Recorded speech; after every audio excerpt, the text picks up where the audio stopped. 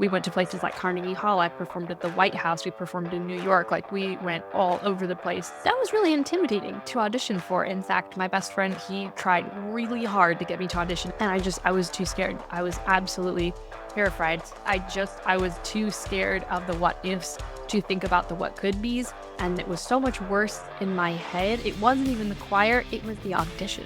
Like, literally, the 10 minutes that I was absolutely terrified to jump into were the 10-minute audition. But I remember sitting in the hallway 2 minutes before my audition going, oh my gosh, I've made a terrible, terrible decision. And then I distinctly remember about 15 minutes later going, man, I wish I'd done that earlier.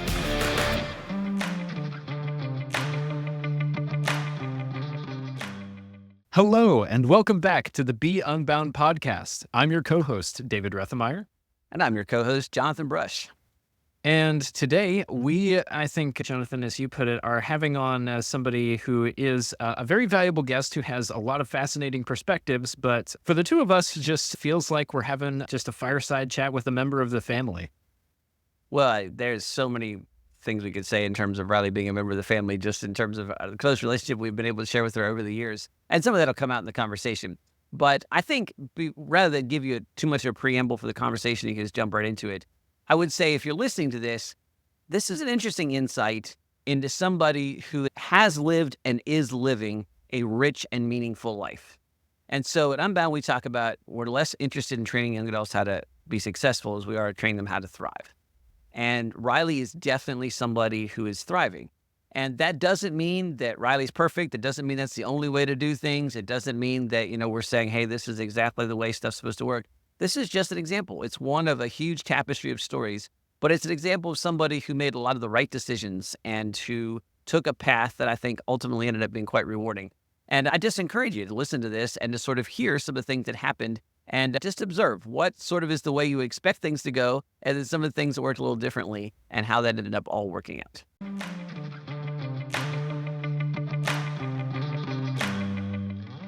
Riley, welcome to the Be Unbound podcast. And in your case, it's more like welcoming a family member into the studio than anything else for multiple reasons, which I'm sure we'll get into in a little bit. So rather than me tell everybody about that, Riley, how on earth did you manage to get yourself a slot on the Be Unbound podcast? Man, I won the lottery. I really did. No, I happen to live approximately 15 minutes down the road from Jonathan, 12 if you really need to get there in a hurry, which I sometimes do. So I don't know. Well, we just won't tell any local law enforcement about that little detail there.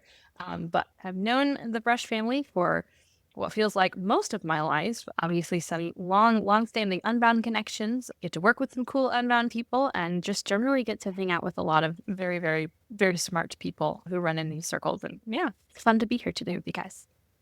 Well, we were laughing before we started because we said that we really almost didn't have to do any prep work. We could just sit in a room and talk and have all kinds of interesting things to say. And in fact, that happens to us multiple times a week, and we'll get into that in a second. But maybe just some really quick background for those of you who are listening and don't know Riley as well as David and I do. So Riley is an Unbound alum, and so we're very proud of her for that and glad to claim her in that fashion. But beyond that, she's a person of a quite varied set of talents. I know her as an absolutely extremely talented decorator and artist in very many ways, who has helped me with everything from doing interior design for my own office and studio that's in progress, to almost getting a legendary reputation in terms of her ability to coordinate and design weddings, which we've done more than our fair share of. She's also an absolutely extremely talented accountant and financial person, which is her current role here with us at Unbound. And so that's a blessing for us in a lot of ways. And then, and this doesn't always go together, but it certainly does with Riley, she's also the theater director for our local private Christian school. And that's just a few of the things. In fact, I don't know, but there's been a time that I've known Riley that she has been working at least 3 and sometimes 4 or 5 different jobs. And so we're talking with somebody with quite a wide background of skills. And so before we get into some other stuff, Riley, how is it that you wound up doing 4 or 5 or 6 different things? Was that just an insatiable curiosity, or how did that all come about? Well, I mean, you actually keep telling me about most of them. I can trace almost 90% of them back to you in some way, shape, or form, which just goes to show that being a person who can connect people is just a pretty cool thing, and one that I actually try to emulate in my own life. It is fun to be able to look at people and go, wait, you know this person and they know that person and they need this thing and let's just do a little rearranging here. So that is actually something that I have learned from you, Jonathan, and hopefully have gotten better at over the last few years. But yeah, a lot of them have been opportunities that I was not looking for at all, that the Lord just dropped in my lap. Most of them are tied to things that I have loved to do, and they're the things that just light me up, and I pursued them whether or not it was something that I was going to get something back from per se. And some of them I just don't even really know what to tell you. They just appear and I'm like, guess we're doing that, okay. So we're saying no is not the strongest tool in my toolbox, but we're getting better at that one, and learning how to pare things down so that the things that you're doing are all specific to the time and the bandwidth and the energy, and yeah, just what the Lord is actually calling you to do in that season. So that's something we're getting better at every year. Hopefully, I hope that's the goal, but also being able to say yes to really cool things. And I do get to say yes to a lot of really, really cool things in my life right now. So that's the short answer to that question. We could have a whole other segment on each of those. Well, there's a little tie-in on the financial side here because is it Einstein that says like one of the greatest wonders of the world is compound interest, and if you start early, it compounds and all those kinds of things. And of course, Riley knows much about that because of her business acumen and her financial ability. But as I've observed your life, Riley, I think there's some interesting things where the compound interest works if you start early. Yes. And that's often the problem is that people are like, and I remember, being a young person be like, that's great, but there's also groceries and there's a compound interest of being able to eat that is, and there's sort of some things you have to balance at those times. It's also when you have the least amount of experience. So the idea of having compound interest in something 60 years from now is not super attractive when you're like, well, but I need some stuff now. But there's a parallel to that in that often some of the things that you invest in at a younger age, when sometimes you have more flexibility, you may lack resources like money, but you have sometimes more time, winds up compounding over time. And so in many ways, Riley, I've seen that happen in your life, that you've been very involved in things and then they've really kind of layered and folded into each other and compounded. And the result is a pretty rich tapestry of life. So Riley mentioned that she lives 15 minutes from me. That's not always been the case. Sometimes she's lived as much as 25 minutes from me, but we've grown up in the same areas. And while we weren't born here, we both came and have spent the majority of our lives, or a good chunk of our lives, in this area. And so, Riley, tell me a little bit about, as you look back, what was some of the original piece here of like getting involved in your community and your family and all those kinds of things? Like, look back at that, because you've been more involved than most people. And you've had also the interesting opportunity to be more involved in the same place, which is not always true for others. And that has ended up multiplying in some interesting ways.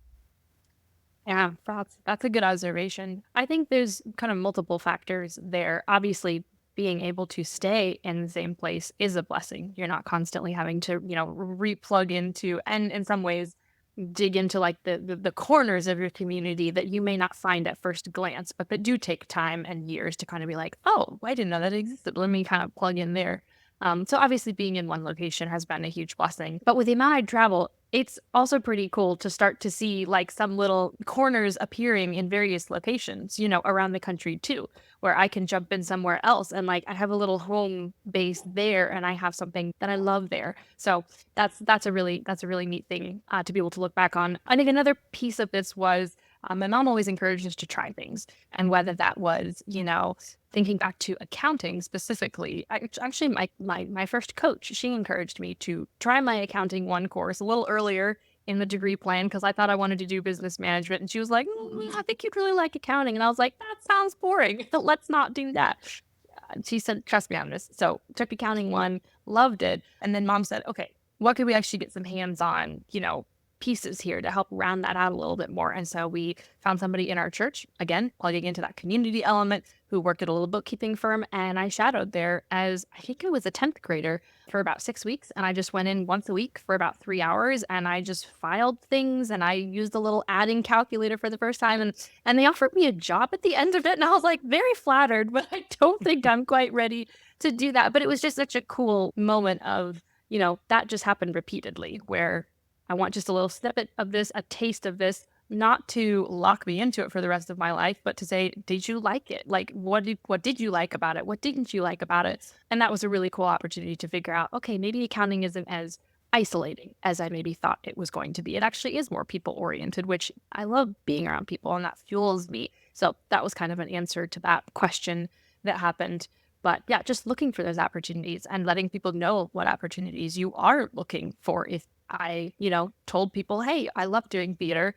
I had the assistant director of our little homeschool, theater come up to me the year after I graduated and said, hey, we need an assistant director. Like, would you be interested in doing that? I know, you said you really enjoyed it last year and you were sad to be leaving. And I was like, yeah, that does actually sound really cool. So that was the first year I ever assistant directed something at our little homeschool co-op. And I learned that I loved it, but I wouldn't have known that if I hadn't tried it. And so I think looking for those low level, low engagement, low risk places to try something just tends to kind of stair step. Like you said, it's that interest, it's compounding. And once people start hearing, oh, wait, she decorates. Can you do my wedding? Like, oh, okay. I don't know. I don't think I'm good enough to do that. Oh, we don't care. That's okay. Can you just come, bring a little bit of stuff? And now we're doing at least 3, not my average count.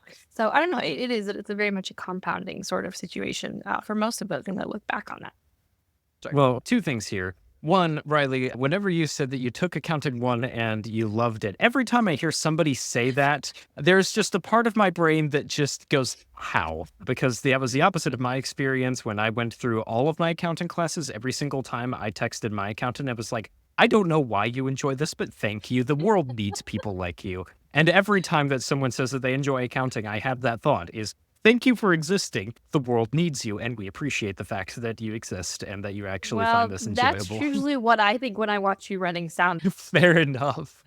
But the question that I had was, I love the mindset that you've shown and you've demonstrated of just looking for opportunities and just diving in and just seeing whether it would be something that you'd be interested in or not. And I think something that we have observed in a lot of young people as we have had different Ascend classes come through is this hesitancy and this fear to jump into something new because there is so much of a fear of the unknown and not knowing what the outcome is going to be and being unsure if this is the right direction or not. And so can you give us a little bit of perspective for listeners or parents of students who might be kind of in that situation and finding themselves in that spot where they're thinking, hey, maybe I might have some opportunities in front of me, but they seem really daunting at the moment?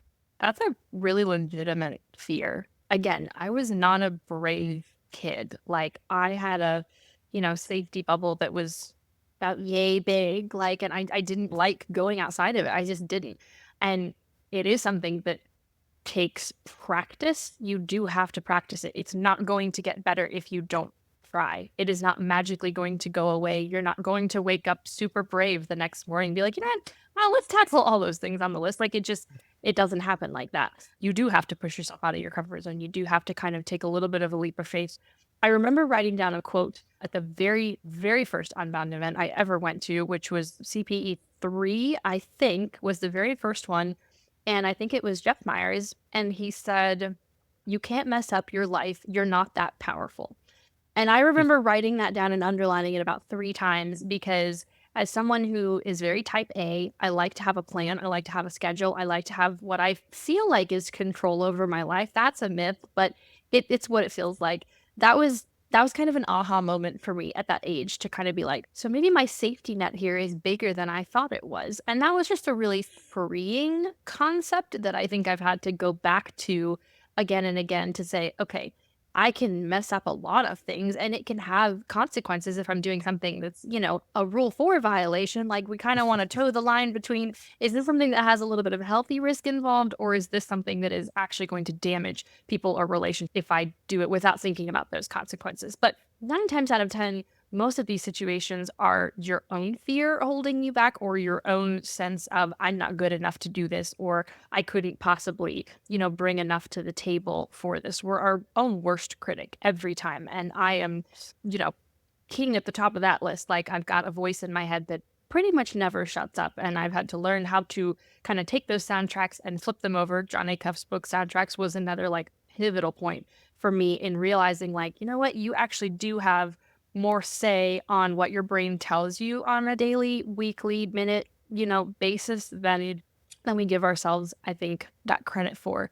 So yeah, I think that learning to take those steps in small ways, even when you're absolutely terrified to do them, and to realize that ultimately, like, the Lord has a plan for your life. And believe it or not, it's a good one. And even if you can't see it, which I mean is really, really annoying for those of us who just really want a color coded planner handed to us from the Lord Almighty. Like, here's your plan, go have fun. Like, that's just not how life works. And so you just kind of have to get used to that, especially if you are, a personality where that is harder for you, which it is for me. And so if I can go out and try all these absolutely harebrained things that I'm doing, I know you can too. And find your community. I say that's the other critical piece of it, is find the people who will be there when you fall on your face to kind of help pick you up, dust you off, and say, okay, so what did we maybe learn from that? Or what went a little bit wrong? Do we want to try that again? Is that worth trying again? Like, having those people around you who will help you look at the situation and say, all right, yeah, that was a little painful, but what can we do to move,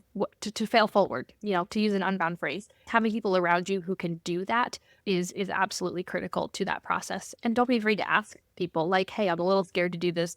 Can you kind of help me just think about it, and maybe be there as accountability, as a, post-process check-in person to kind of just debrief with. 9 times out of 10, I think people are really willing to jump into that role in your life if you ask them, and we'll take that as a compliment. But know the people around you who can help walk through those decisions and those, kind of scary moments with you. But it's so worth it when you can do that. Riley, I wanted to also go back, and you mentioned this earlier. You said in 10th grade, you started working with a bookkeeper, and then you came on as assistant director for your little homeschool co-op. Mhm. But I want to kind of even push back a little further from that. When was the first time that, you had to take that step and be like, I don't really know if I want to do this? And then, because there's a point where parents sign us up for choirs, or parents sign us up for something. And then there's a point where there's a choice to be made. So I don't know if you had a choice to be the assistant director or if you had a choice to work for the bookkeeper. But can you remember when was that first crossroads where you chose to do the hard thing, or you chose to do the scary thing, or you chose to do the new thing? Do you remember where that was, or what point that happened? I actually do remember a moment that I would say pretty neatly fits that category. Ironically, it wasn't theater related or accounting related, but it was when I chose to audition for the Shenandoah Valley Children's Choir. So SVCC was probably the most fundamental thing in my life from about 6th grade through 12th grade that formed a lot of the base, just habits and character pieces of who I became. Hated being on stages before choir, but learned to become confident on stage because I was doing something that I got so lost in, and could look out and say, oh, I'm providing beauty. I'm providing joy. I'm thoroughly enjoying myself. I'm lost in this music. That radically transformed the way that I, just my confidence levels changed so much in those 6 years. I built community. There were people who loved to do it just as much as I did. We had check boxes of how many times we had practiced every week. We went to places like Carnegie Hall. I performed at the White House. We performed in New York. Like, we went all over the place. So getting to just travel and have that level of excellence. But that was really intimidating to audition for. In fact, my best friend at the time in 5th grade, he tried really hard to get me to audition in 5th grade. And I was too scared. I was absolutely terrified. Choir went to Hawaii in 5th grade, and I still tease him to this day that if he had just, done it a little harder and gotten me in 5th grade, I couldn't have gone to Hawaii. But he's like, nah, that was your choice. And it was. I was too scared of the what ifs to think about the what could be's. And that was something that I regretted not joining a lot earlier, because again, it was so much worse in my head. It wasn't even the choir, it was the audition. Like, literally the 10 minutes that I was absolutely terrified to jump into were the 10-minute audition, process with Dr. White. And it just wasn't anything that I needed to be afraid of. And I met her, and it was super fun. It was super smooth.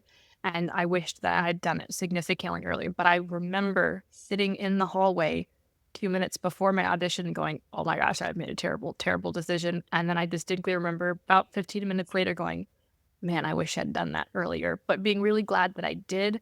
And every year after that, being increasingly more glad that I did make that step. So that's a very strong 6th grade memory in Riley's brain. Well, I think that's really fascinating. So this is a point where your mom's not saying you have to do this. Obviously, your mom sets you up for this in terms of teaching and encouraging all those kinds of things. And so we're not trying to take anything away from her. But you decide you make this decision, and so then that breeds some confidence, right? So you said you got lost in the music, and you're looking out, and you're seeing that you're creating this thing, and you're having a lot of fun with it. Then what's the thing that enabled? So I'm curious about the next link. What was the bridge between that and the next thing? It may not necessarily have anything to do with music, but what was the next thing that you did that you probably did because you had some confidence coming off of the SBCC? One of the next things was within SVCC as well was becoming a head chorister and realizing like, oh, I kind of like being in charge of, sort of the logistics of a group and whether or not people feel comfortable in choir. And as a head chorister, you make sure that your new students, know where they're going and have the resources that they need to be able to do things. And I've always loved teaching. I would literally as a first grader, I would bring home the extra big practice sheets from the Christian school that I was going to at that time. And I would force my younger siblings to sit on the sofa and I would teach them through the math worksheet. So teaching has always kind of been in my blood, whether or not I wanted it there. But being able to take that and actually start executing it at a fairly young age was kind of the next step in being okay, people actually trust me to be in charge of a small group of students. That's weird. Okay, let's try that a little bit, and then I would say that was right around the time that I found, Unbound and started, working my way through, all of my dual credit pieces. And then I think 11th grade was probably my first Unbound event. And again, you're meeting other people who are walking through the same thing going, wait a minute, I'm not the only one who thinks like this and who, has a desire to see these skills grow in my own life and who's also kind of scared to step out of my comfort zone, but we're going to do it together anyway. Those things started to kind of snowball and build on each other in really cool ways. And just kind of grow from there. And we went from the smaller accounting internship. I ended up turning down their very gracious job offer because I was working at Chick-fil-A at the time. And I loved that. I was on window meeting a new person literally every 30 seconds. I'm oh, I was made for this. This is great. So I loved that. How did the Chick-fil-A job connect with, was that after you'd done the children's choir? No, that was through high school. So I was doing all of those at the same time. Yep. So did you start with the children's choir first and then move to Chick-fil-A? Yep. Okay. Yep. So. I think Chick-fil-A was 11th grade and 12th grade because I ended that job and then I went up to the Friskies and I worked there for a summer the year that I graduated high school. That was a huge step outside my comfort zone. I was like, what? Why did I sign up for this? What inspired this? But I remember reading Casey Friskies' post and going, that sounds really interesting. And I remember showing it to mom and being like, does this sound crazy to you? And she was like, no, actually, that sounds like it would be really, really a cool experience for you to really grow and step outside your comfort zone. But again, in a place where there's some safe parameters.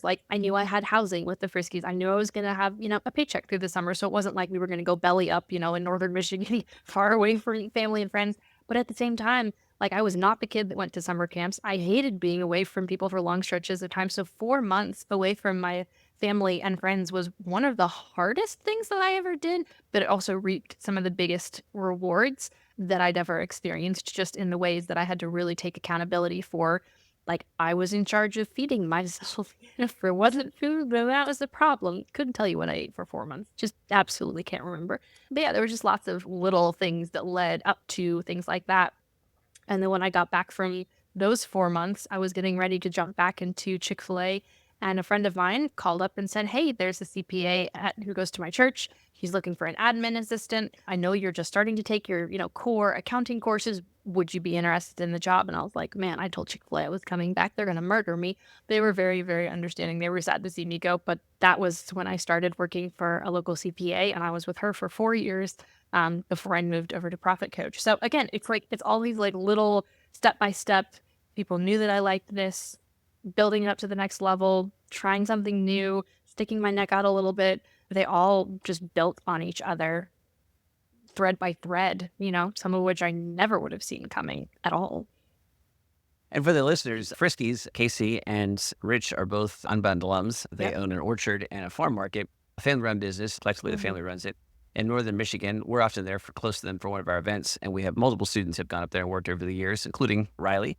And actually, Casey will be a guest on the podcast coming up, so we have her scheduled. So if you Oh, want to learn more about that, or if you're looking for opportunity, you can search for Frisky Orchards. And first of all, they have some really good baked goods. And secondly, if you're looking for a summer job, we recommend them.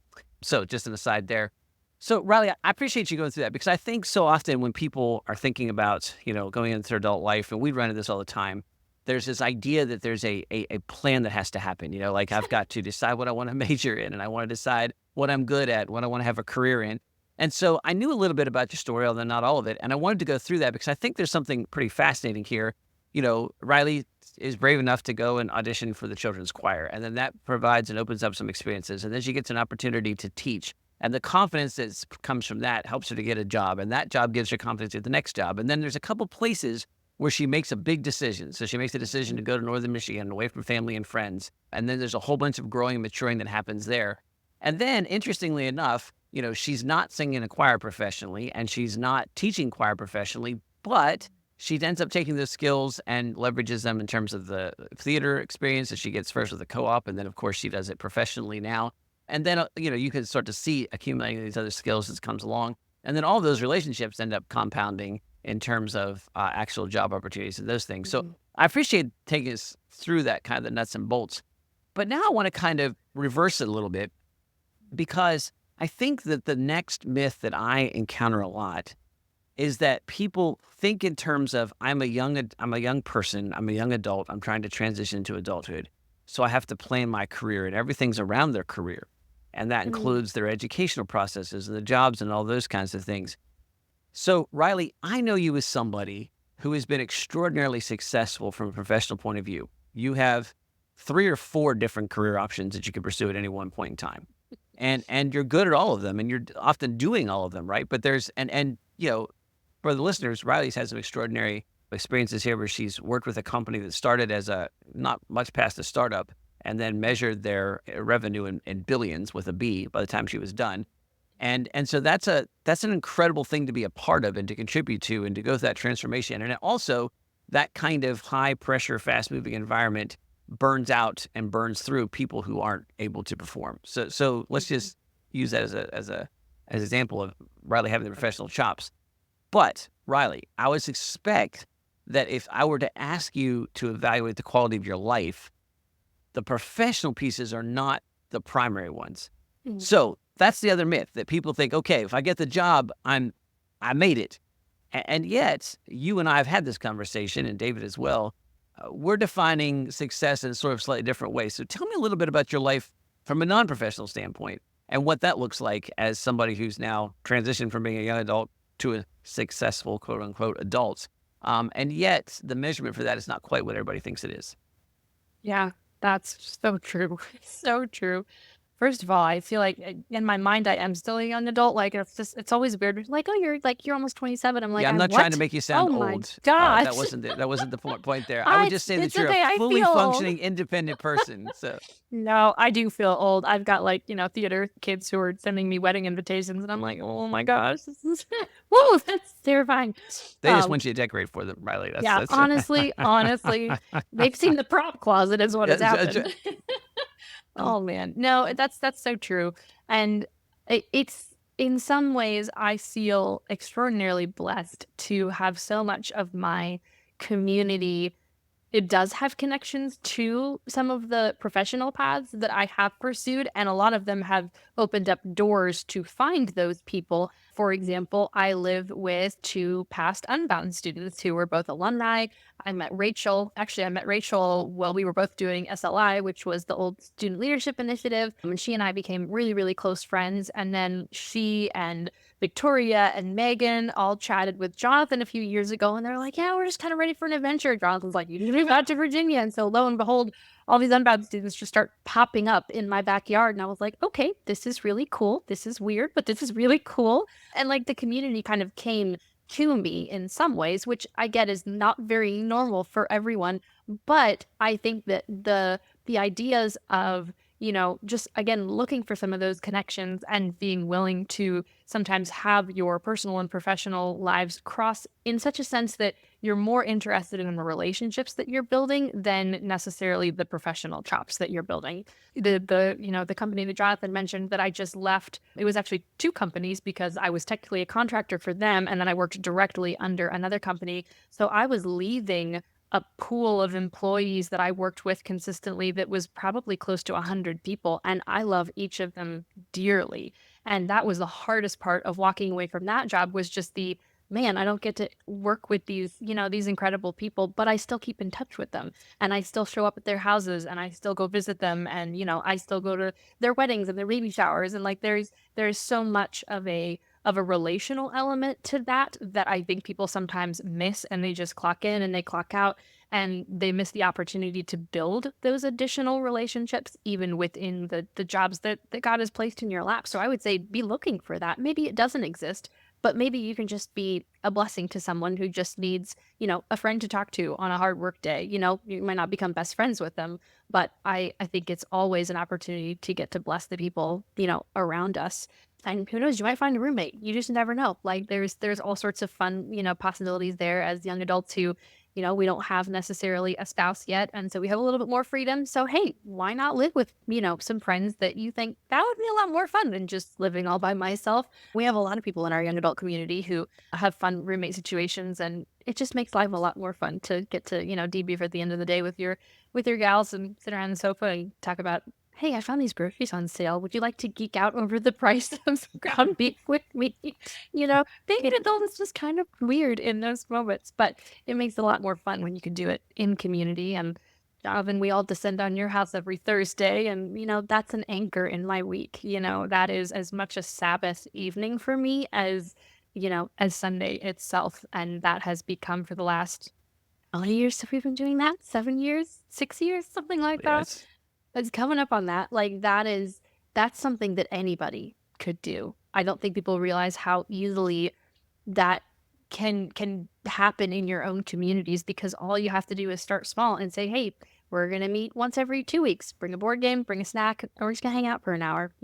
We sometimes sit up on your kitchen floor for 4 plus 5 plus 1 a.m. hours, but like that comes with time. But it's not a requirement to start off with. So I think just looking for those elements of where can I connect with people. Those are the richest parts of my life, are the people in my life, whether that's my family, some who live close, some who live far. You have to put it on the calendar and you have to make time for it. But when you do, your friends and your family are by far, the most valuable pieces of my life. Some of those are tied back to professional things. Some of them aren't, but they've all come into my life in ways that have, left a huge mark. And then I hope I can turn around and leave a mark in theirs too, if that makes sense. Well, it does. And I appreciate you taking some time to sort of be transparent and to share some of those things. And I want to just kind of, for those of you listening, I want to offer this as a bit of a perspective. We're never, ever saying this is a blueprint or this is the way you should live your life or something like that. And yet, I think Riley has a lot of core pieces here that are more common than we think, but are often overlooked because we think that we have to go through these either established paths, or I often get really frustrated that I think there are paths that are really myths. I have to do this, I have to figure out my career and all those things. Mhm. But we just break these elements down. Riley's involved in her community. She has parents who encourage her. She tries a few things. That gives her the courage to try something big. That big thing leads to a bunch of other things. That gives more confidence and more connections. Those connections expand. And then there's decision points where she has to risk something. She has to move to Michigan. She has to do something different. She has to change a job.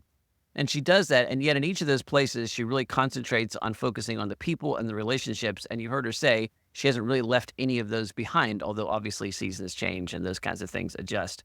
And now you've got this tapestry of a life that has professional success in it, has relational success in it, has deep ties to community. And now something that looks very ordinary, making the decisions that come along, leveraging the relationships that you have, taking a small risk here and a slightly larger risk here, just investing in the people around you and focusing and prioritizing on relationships. All of a sudden, that adds up to something extraordinary. And what we don't talk about is that you can measure extraordinary in a lot of different ways. But I think, Riley, you and I have had this conversation. We're often surprised at how different our lives look and how different people think it is. So you heard Riley say, yes, I have a local community, but Riley does indeed have a local community in multiple different places. Riley could go to Colorado. Riley could go to 4 or 5 other states we could mention and immediately slot into almost the exact same thing because we know people all over the place. I hesitate to think, we talk about Riley, how many weddings you've done. You and I have been on both coasts and I don't know how many places in the middle with groups of people of various different kinds for everything ranging from professional things to weddings to other stuff. And so, that's not the definition of a glamorous life necessarily. I'm not saying that travel is the way you measure it. And yet, there's something that is different about it and yet feels normal. And so if you look at it from the outside, somebody would say, well, how do I actually build a formula for that? And the formula for it is actually a lot more simple than people think. It's the next step. It's the little risk. It's the take a little jump. It's a leap of faith. It's focusing on relationship. And now, and I would say a relatively young age, you have a multi-layered life with a lot of depth in it that many people look in from the outside and envy in a good way, and say like, yeah, that's a life well lived. So I appreciate you sort of taking us through that journey and letting us kind of take a glimpse of that. And I hold that up as Riley would never do this, so I will do this. I'll hold Riley's example up as an encouragement to people. And while not a blueprint, it certainly should be an inspiration for others if you're trying as a young adult to navigate your way through this, or as a parent with a young adult trying to figure out how to do that stuff. So, well, Riley, as we wrap up, any final thoughts or closing words before we come to a close here today? I think I would just encourage people to, look at the unique skills and combinations and the thing that you do love to do. And I get a lot of weird looks when I tell them, like, yeah, I have, I work as an accountant and I work as the theater teacher. In fact, I just had, a highly respected CPA tell me to my face yesterday, like, that's weird. I'm like, yep. And I'm pretty okay with it. Like, I love it. It is the way that God made me. He didn't make a mistake when he put that love of, stories in my heart and getting to help students tell those stories and learn how to be more confident in their voices. And he also didn't make a mistake when, he made me geeky and I love spreadsheets to the point that I run my shows on spreadsheets. I will happily, fly an entire case of lanterns out to a wedding in California because I love my friends and I want to decorate, for their weddings, even though that sounds crazy to people. They're the things that I do. Like, those are a bunch of small decisions that are, they're part of that tapestry. And I think sometimes people are afraid to take the weird combinations and put them together because it looks odd on the outside, but who cares? Like, that is what makes my life so much fun and hopefully glorifying to God that I'm taking the things that he put in my life and I'm not discounting them and I'm not hiding them, but I'm trying to steward them to the best of my ability and turn them back around and say, okay, Lord, I don't really know why I like to do this, but would you show me the places that you want me to do it? A lot of these things we've talked about, I've prayed for them. I have prayed for these opportunities to come into my lap. And, I knew as a senior in high school that I didn't want to major in theater, but I distinctly remember praying like, Lord, I really love teaching. I really love theater. If you want me to keep doing this, like, you're going to have to open the doors and put those things in my lap. And he has, over and over again. So just don't be afraid to lean into those things and to talk to the Lord about them and say, hey, what do you want me to do with these things? And that will make for an adventurous life that might even rival mine. So I hope that we get to hear your stories too, because those are the fun ones to get to listen to. I think of the advantages for Unbound. We have somebody who steps on our stage, designs everything, and then knows exactly how much it costs. And that's just not that's definitely not a typical set of skills. That and we'll help you pass accounting 1, please. If you're failing accounting, come talk to me. It's so fun to help get you through that. Yes, for any of you who are students and listening, probably our most common student complaint has to do with accounting classes. And so you've heard it here, and I've watched Riley coach countless students through to success. David, maybe we should have called her those years ago. Yeah, so. I'm kind of sad you didn't, man. Well, Riley, thank you so much for joining us. And we're just always blessed to have you be a part of Unbound, everything that we're doing. And I'll see you tomorrow night when you show up at the house. So sounds good. I'll try to get there in 12 minutes.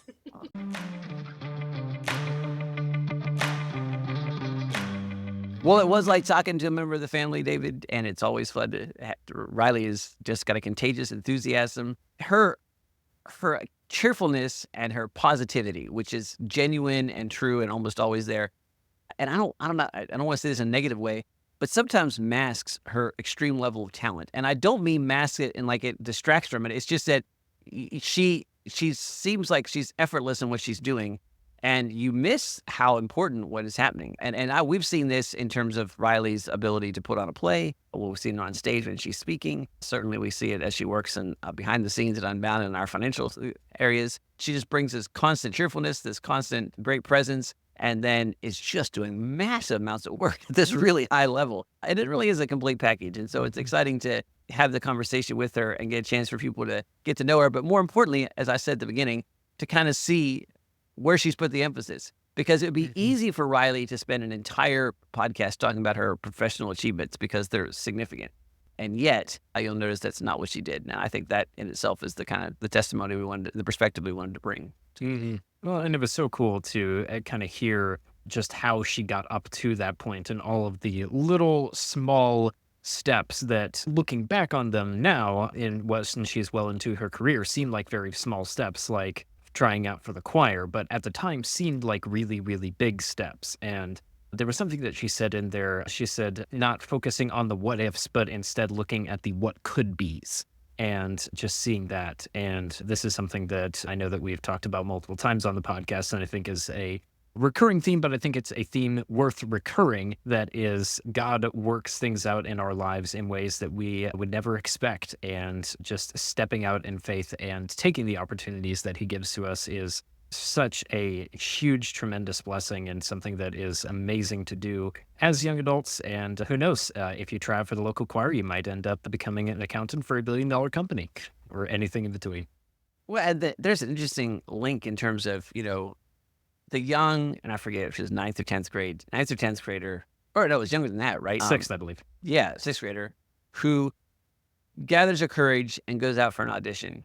There's a direct link between that and the young adult who leaves a company where she has a bright future and some significant opportunity and changes to do something else, which then multiplies her opportunities. Or maybe more to the point, who does the choir thing, then is the same person that is then equipped to go to Northern Michigan, who's then the same person to take the job, that is the same person that can switch careers and do something different. And each of those then ends up being significant opportunities and significant chances to serve and to know more people.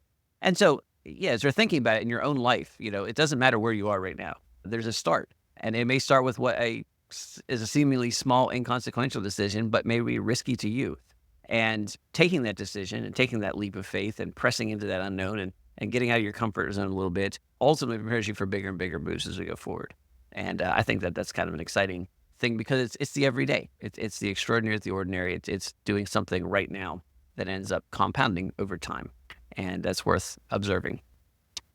Well, if you're looking to do something that compounds over time, there is a common thread in our discussion, and it had to do with the word unbound. And so if you are interested in a play to build relationships, I think one of the interesting aspects of talking to Riley was her kind of immediate assertion that she was locally connected, but she could transfer her locality to several different places because she knew folks all over the country. And that is one of the advantages that almost all of our alums from our program, our alumni from our program, talk about, is that, if you join Unbound, you get to stay embedded in your local community. Specifically, we're talking about our Ascend program now, our post-high school program. If you're a part of Ascend, you get to stay embedded in your local community, and yet you get a national network of students. And so, yes, almost all of our students can boast being able to drive across the country and stop in various places and find that they have an entire community that they're part of already because of their connections. And so if you're interested in Ascend, go to beunbound.us. As we've mentioned multiple times, and we'll continue to talk about, the earlier you enroll in the year in Ascend, the less expensive it is. And so if you're interested in that, we encourage you to look at it early. Also, we're coming into the new year where we are about to launch our high school program. So Equip and Explore and Declare will all be available, and you can learn about those at our website. And at the moment, we also have some classes and courses that are available. So you can go to our website and learn about our Navigate and our Voyage programs. And if you're interested in any of those, we encourage you to go to beunbound.us. And then if you have questions about any of them, get in touch with us. Thanks so much for joining us today and spending some time with us and with Riley. And until next time, be unbound.